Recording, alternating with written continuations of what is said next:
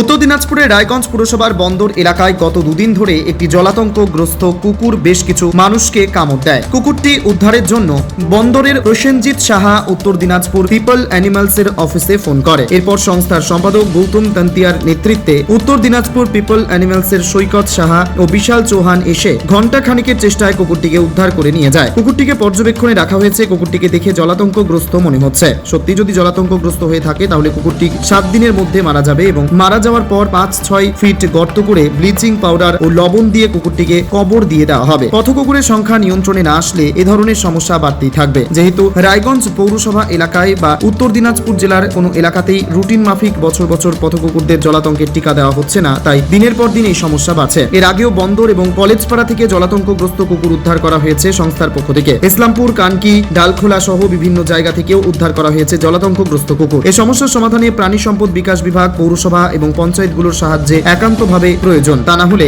এই সমস্যা দূর করা যাবে না। তার সাথে সুপ্রিম কোর্টের আদেশ অনুযায়ী পথ কুকুরদের সংখ্যা নিয়ন্ত্রণের জন্য তাদের নির্বীজকরণ করা অত্যন্ত প্রয়োজন। জলাতঙ্কগ্রস্ত এবং আক্রমণাত্মক কুকুরদের ধরে নিয়ে আইসোলেশন করে রাখার জন্য একটি আইসোলেশন সেন্টার গড়ে তোলা অত্যন্ত প্রয়োজন। উত্তর দিনাজপুরের রায়গঞ্জ থেকে নিজস্ব প্রতিনিধি রিপোর্ট, টাইমস 14 বাংলা। আরো নিত্য নতুন ভিডিও পেতে এবং তথ্য জানতে আমাদের ফেসবুক পেজকে লাইক ও ফলো করে রাখুন। সেই সঙ্গে টাইমস 14 বাংলার ইউটিউব চ্যানেলকে সাবস্ক্রাইব করতে ভুলবেন না।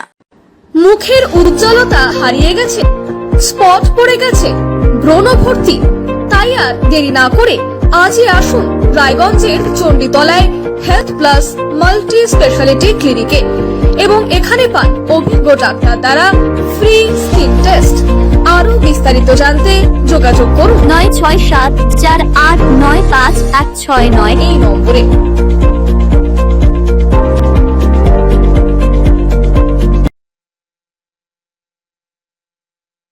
আজ তোমার বিয়ে সাজলো নতুন সাজে,